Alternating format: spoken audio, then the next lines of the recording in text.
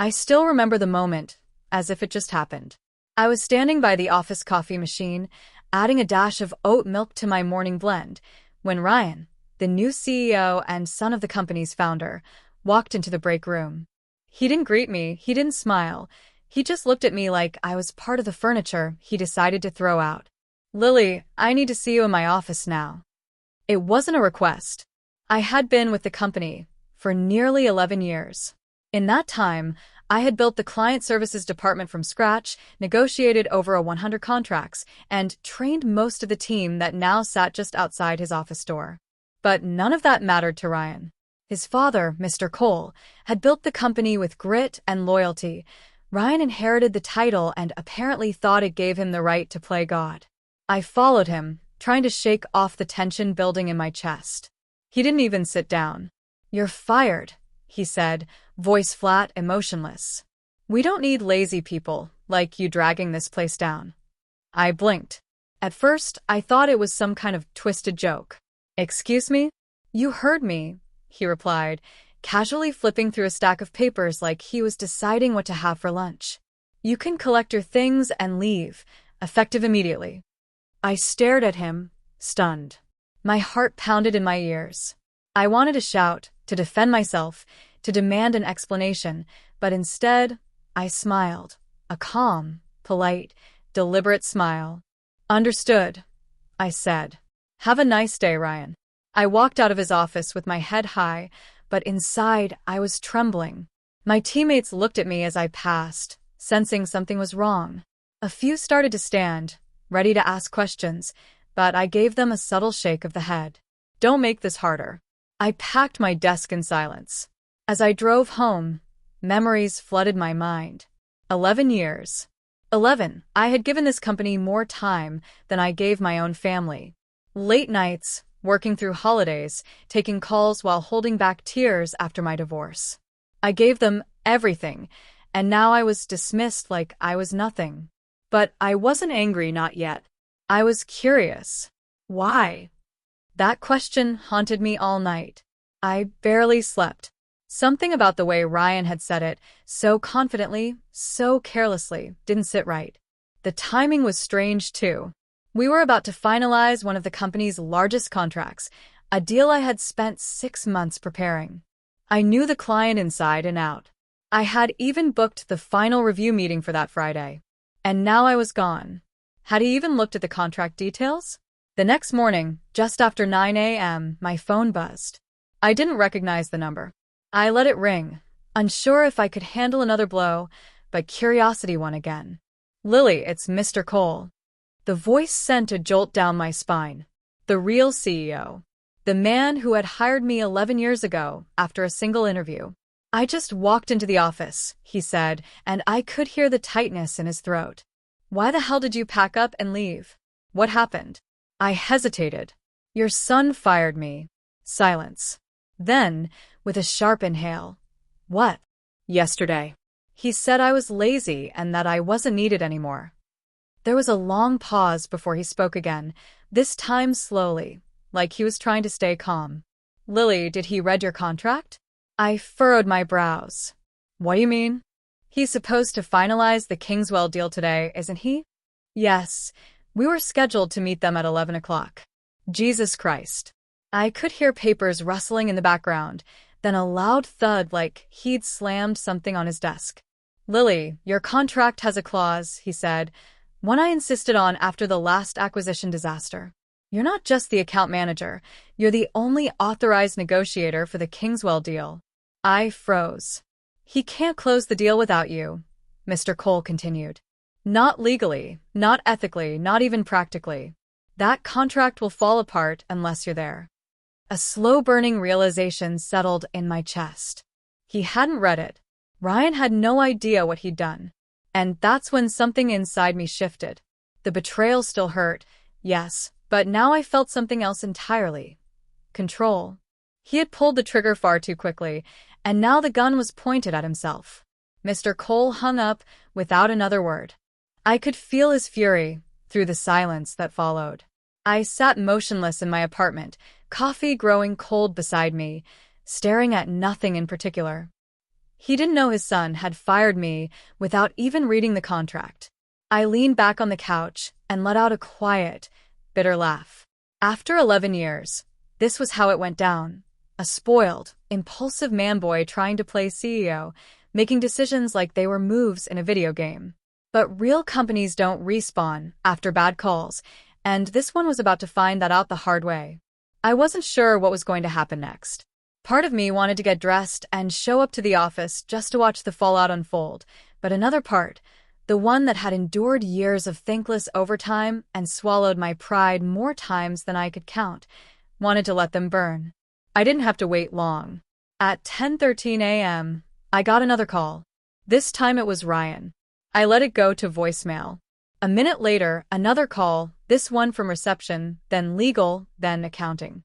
I stared at my phone as it buzzed nonstop, lighting up like a Christmas tree. I didn't answer a single one. The voicemail icon blinked at me, relentless. I tapped it open. "Lily, hi, it's Ryan." His voice was strained. "Listen, there was a misunderstanding yesterday. I might have acted too fast. We need you back today.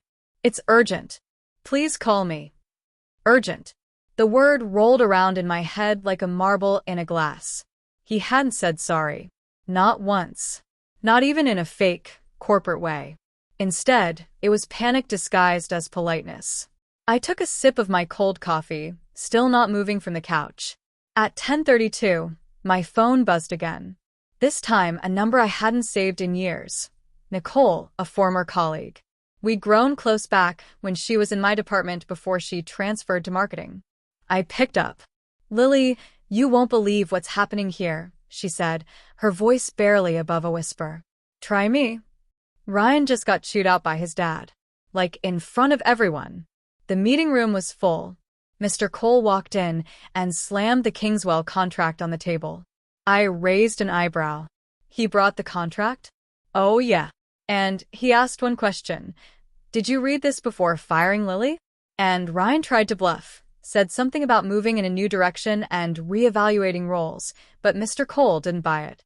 He flipped to the clause, the one you always talked about, the one that says you're the sole negotiator on the Kingswell account. That clause was there for a reason. I know it, everyone knows it, except Ryan. She paused for a moment. I could hear office murmurs in the background. "Lily," he looked pale. Like, ghost pale. He realized he's the reason Kingswell's about to walk. I exhaled slowly. "And what did Mr. Cole say?" "He told him if this deal falls through, your position here becomes negotiable." I let out a breath I hadn't realized I was holding. There it was, the first crack in Ryan's armor. "I don't know what you're planning," Nicole added, "but whatever it is, you have the upper hand now." I ended the call with a soft thank you, then stood and looked out the window. The skyline was quiet, still. I always found comfort in that, the city, indifferent to human chaos, going on as usual. At 11:15, another message came through, this time from Mr. Cole himself. "Lily, I'm sincerely sorry for what happened. I misjudged the situation. Please come in, not just for the deal, but so we can talk privately." It was tempting, but I wasn't ready to just walk back and like nothing happened. Not yet. Ryan's mistake wasn't just about a contract. It was about respect, about trust, and about the years I had given. Years that couldn't be replaced by a panicked phone call and a seat at a negotiation table. Still, something stirred inside me. I wasn't a petty person, but I wasn't weak either. I didn't want revenge. I wanted accountability. I picked up my phone and finally responded, not with a call, but a message. "I'll consider returning to finalize the Kingswell deal, but only under specific conditions. I'd like to speak with Mr. Cole directly beforehand." I hit send, then I changed out of my pajamas and began to prepare. By the time I arrived at the office, it was just past noon. I didn't use the employee entrance. I walked through the main lobby like a guest, a move I knew would draw attention. Everyone knew I had been fired the day before. My return now was more than a quiet comeback. It was a statement. The receptionist stood up the moment she saw me. "Miss Harris, Lily," she stammered. "Mr. Cole is expecting you. Right this way." As I followed her down the hall, I noticed the atmosphere had changed. People looked up from their desks. Conversations paused. There was a sense of quiet tension, like the building itself was holding its breath. Mr. Cole was standing at the door to his office when I arrived. He wasn't smiling. "Lily," he said, nodding. "Thank you for coming in." I nodded back, but didn't extend my hand. He stepped aside, letting me walk past him into the office. It was quiet for a moment as I took a seat across from his massive oak desk. He closed the door behind him, leaned against it, and let out a long sigh. "I made a mistake," he began. "A big one. I gave my son too much authority too fast. I wanted him to prove himself, but I didn't expect him to burn bridges before even learning how to build them." I stayed silent. He sat down, his voice softened. "What he did to you was unprofessional, disrespectful, and frankly, it jeopardized a deal we've worked over half a year to secure." I nodded slowly. "Yes, it did. I read the contract again this morning. Every word. You were given full autonomy over the Kingswell account. Legally, the client won't recognize anyone else as a representative of this company during negotiations. That clause was put in place after the Steel Ridge debacle. I remember it well." "So do I," said quietly. "I was the one who managed the fallout." His eyes met mine. "You didn't deserve what happened yesterday," he said, "and I'd like to offer you your job back, with full authority to finish the deal. Whatever conditions you need, we'll make them work." There was sincerity in his tone, regret too. But this wasn't just about the deal. It was about leadership, accountability, dignity. "I'll return," I said, "but I want everything in writing. A revised contract, clear autonomy over Kingswell, and no interference from Ryan." He nodded immediately. "Done. And one more thing," I added, voice firm. "This can't happen again. Not to me, not to anyone." A long silence followed. Then he gave me a slow, thoughtful nod. "You have my word." With that, I stood. The moment I stepped out of his office, I could see Ryan standing down the hall, arms crossed, pretending to be deep in conversation with a junior executive. But his eyes locked on mine the second I appeared. I didn't flinch. I didn't look away. I walked straight past him, and I swear, for a second, I saw the exact moment he realized his control was slipping. By 1 p.m., the boardroom was ready. The Kingswell team had just arrived, and we had about 30 minutes before the official meeting. I reviewed the documents one last time, confirming all the points we had previously negotiated. Their CEO, Mr. S., was a no-nonsense man with sharp instincts. He valued trust above all, and any whiff of internal disorganization would send him running.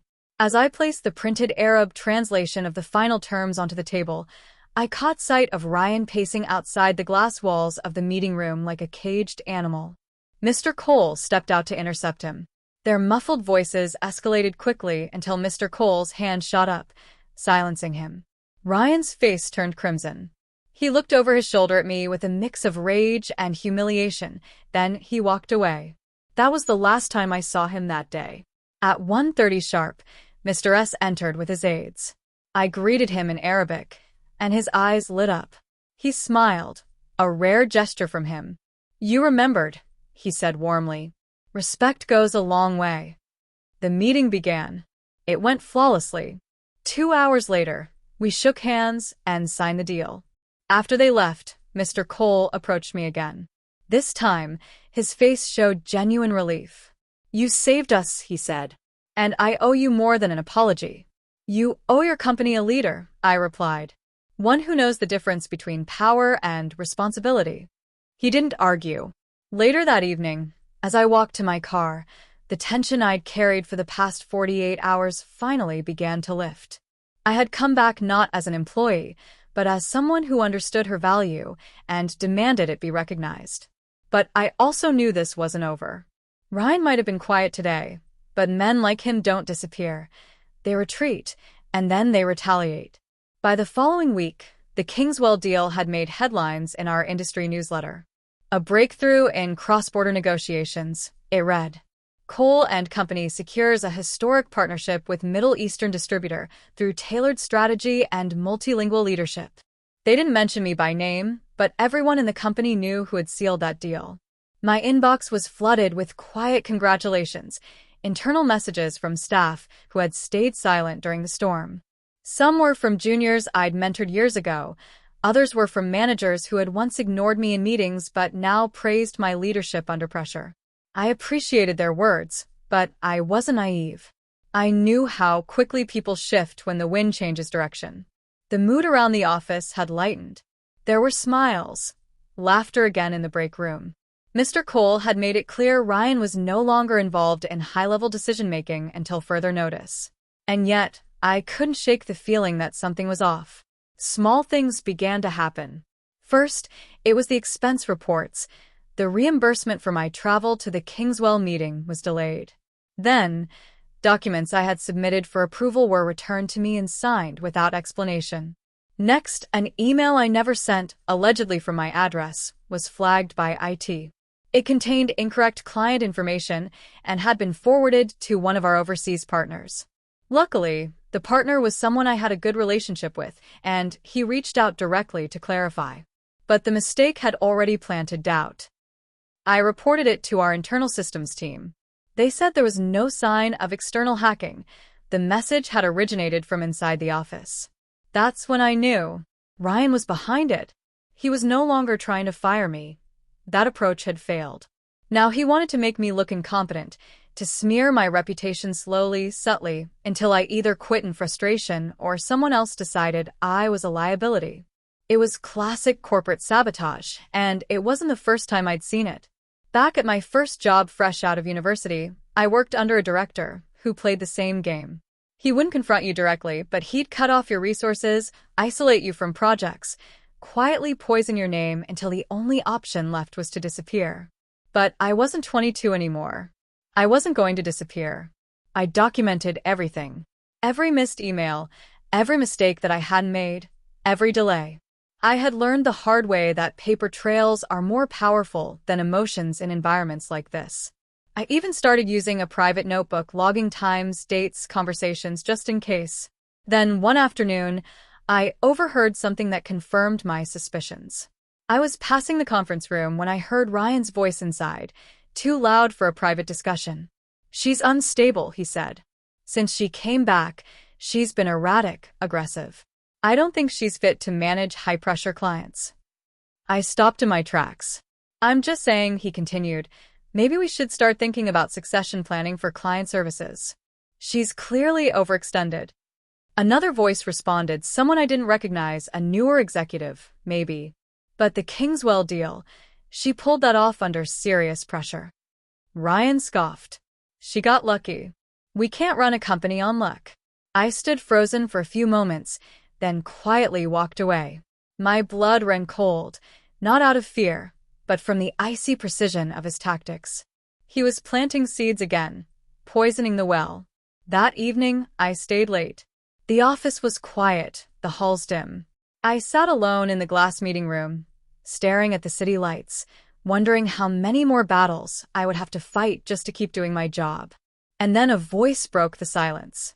"Still here?" I looked up. It was Mr. Cole. "I could ask you the same," I replied. He stepped inside, placed a folder on the table. "Your revised contract. With everything we agreed on." I opened it, read through the language. It was solid. I nodded in approval. "I've also started an internal audit," he added. "Too many things have been misfiled lately." I looked up sharply. He met my gaze. "I'm not blind, Lily. I know Ryan isn't finished." "Why haven't you stopped him?" I asked. There was a long pause before he answered. Because I needed to see how far he'd go." He sounded tired, more like a father than a CEO in that moment. "You're protecting the company," I said. He shook his head slowly. "I'm trying to protect both of you. But maybe it's too late for one of you." I closed the folder. "I don't need protection. I need you to decide what kind of legacy you want to leave behind." His eyes lingered on mine. Then he turned and left.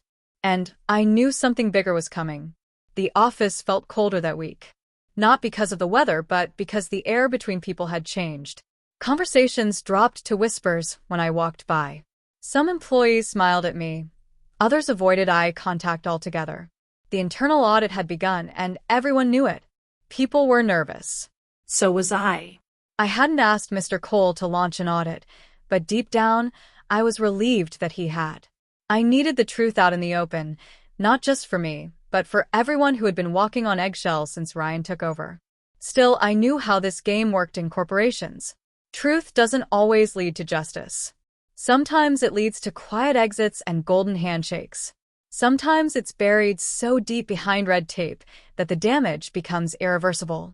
That Thursday, I was called into the audit committee's temporary office, an old storage room turned war room. Files were stacked on tables, monitors glowed with data, and a whiteboard was filled with timelines and digital breadcrumbs. David, the lead internal auditor, greeted me. "Lily, thanks for coming in. We'd like to ask you a few questions about some recent irregularities." I nodded and took a seat. He pulled up a file on the screen. "First, this email that appeared to be from your account. We've confirmed it was sent from a shared workstation near the break room. The credentials were manually entered." "So, someone used my login?" He shook his head. "No, someone had your credentials. Copy them, most likely.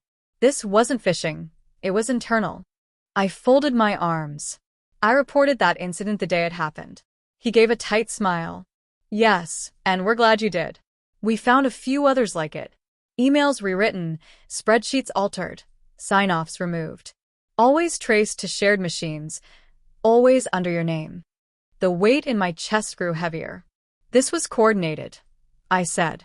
David hesitated. "Yes. And we've narrowed down the list of people who had access. We've also noticed unusual patterns linked to Ryan's executive assistant's login." I sat still. He continued carefully. "We're not accusing anyone yet, but there's a clear pattern. Sabotage intended to discredit you, and possibly others." I clenched my jaw. "So what happens now?" "That's where it gets complicated," he said. "Mr. Cole asked us to present our findings directly to him. He's made it clear he wants the truth. All of it. No filters." I nodded slowly. "Then I'll be there." David raised his eyebrows. "You're not required." "I will be there," I repeated. "If this is going to surface, I want to look everyone in the eye." He didn't argue. That night, I barely slept. I kept thinking about the others who had left quietly over the past year. Talented employees in their 30s and 40s who had simply moved on without much notice. People who had once been considered rising stars. I used to think it was just turnover. Now I wondered how many of them had been quietly pushed out by Ryan's games. I arrived early to the executive boardroom the next morning. Mr. Cole was already there, staring out the window like a man waiting for the final card to fall. David and 2 other auditors came in next. Then Ryan arrived, 10 minutes late, looking smug, phone in hand. Not a trace of concern on his face until he saw me. He paused at the door. "She's not on the audit committee." Mr. Cole didn't turn. "She's here at my request." Ryan shifted his weight uncomfortably. "This is supposed to be internal, confidential." "Then you should have kept it that way when you used company resources to fabricate emails," I said, my voice calm but sharp. Ryan scoffed. "That's ridiculous." David spoke up. "We've traced multiple login attempts tied to your assistant's account, all connected to irregularities targeting Lily's work. There's a clear timeline." Ryan's face began to shift, his practiced smugness cracking. "You're reaching. She's just bitter about being let go." I looked him in the eye. "You didn't let me go, Ryan. You sabotaged me, and you almost tanked the biggest deal this company has landed in 5 years." Mr. Cole finally turned. "I gave you a chance," he said quietly. "I gave you more than one. And you've done nothing but tear down the people trying to build something real here." Ryan's bravado faltered. "This isn't what you think." "No," Mr. Cole cut in, "it's worse." A heavy silence filled the room. Then Mr. Cole stood. "The board will be reviewing this report. Until then, you are suspended, effective immediately." Ryan opened his mouth to protest, but the words never came. He looked at me one last time, this time not with rage, but with disbelief, like he had finally realized that none of his usual tricks were going to save him now. He walked out in silence. I stayed behind. Mr. Cole exhaled, his shoulders sagging. "I failed him," he said. "As a leader and maybe as a father." You can't lead someone who refuses to grow, I said quietly. But you can lead the company. You still have that choice. He looked at me, then nodded. And for the first time since this all began, I felt the weight start to lift. 2 weeks had passed since the audit meeting, but the impact of that morning still echoed through every corner of the building. Ryan hadn't returned, and the once proud smirk he carried like a badge was now the stuff of whispered office gossip. The board moved quickly. The evidence was too strong, too detailed, too damning to ignore. The falsified emails, the login traces, the unexplained disappearance of files, the attempt to weaponize HR complaints, all under Ryan's direction or through people he manipulated. When the final report came out, it was clear Ryan hadn't just tried to sabotage me, he had compromised the integrity of the company itself. His suspension became a termination. The official announcement cited breaches of ethical conduct and internal misconduct. No lawsuits, no press release, just a quiet exit through the back door of corporate history. But word spread anyway. I thought I'd feel triumphant when I heard the news. Instead, I felt calm. Not victorious, just steady. Like I had weathered the storm, and now I could finally breathe. A few days later, Mr. Cole called me into his office. "Close the door," he said. I did. He sat at his desk, a folder in front of him, but he didn't open it yet. "I've spent a lot of time thinking about everything that's happened," he began, "and what I want this company to be moving forward." I didn't speak. I let him finish. "You've shown more leadership in the past month than most executives show in a career. You protected our biggest deal, held your composure in a public humiliation, and navigated personal attacks with professionalism. That's the kind of person I want helping run this company." He slid the folder across the desk. Inside was a promotion letter, Director of Client Strategy, an executive-level role, one that reported directly to him. I looked up, startled. "I didn't ask for this." "I know," he said. "That's why you deserve it." I hesitated, then gave him a small nod. "If I accept this, I want a say in how we move forward. I don't want to just hold a title. I want to rebuild this culture the right way." He smiled. "That's exactly what I was hoping you'd say." Later that evening, as I sat alone in my new office, a temporary one while renovations were underway, I stared at the blank nameplate on the door. For years, I'd walked these halls wondering if anyone really saw the work I did. The late nights, the client saves, the fires I put out without a single word of credit. I thought staying quiet was the best way to keep peace, to not cause friction. But silence had almost cost me everything. It wasn't just about a contract or a position. It was about remembering that competence is not arrogance and professionalism is not weakness. I had been underestimated, dismissed, and sabotaged, but I had never been defeated. And I hadn't let myself become bitter in the process. That, to me, was the real win. In the weeks that followed, I started reshaping the department. I reopened lines of communication. I reinstated people who had been pushed out unfairly. I created an anonymous reporting system so no one else had to fear retaliation for speaking up. I even made time for the younger employees who were just starting out, some of whom had witnessed what I went through and quietly asked how I stayed strong. I told them the truth. "You don't always get to pick the battles," I said, "but you do get to decide who you become in the middle of them." As for Ryan, last I heard, he was interviewing at smaller firms out of state, but his reputation had caught up to him. Some said Mr. Cole pulled strings to make sure his name didn't get dragged publicly. Maybe that was a father's last act of love. I didn't ask. I didn't need to.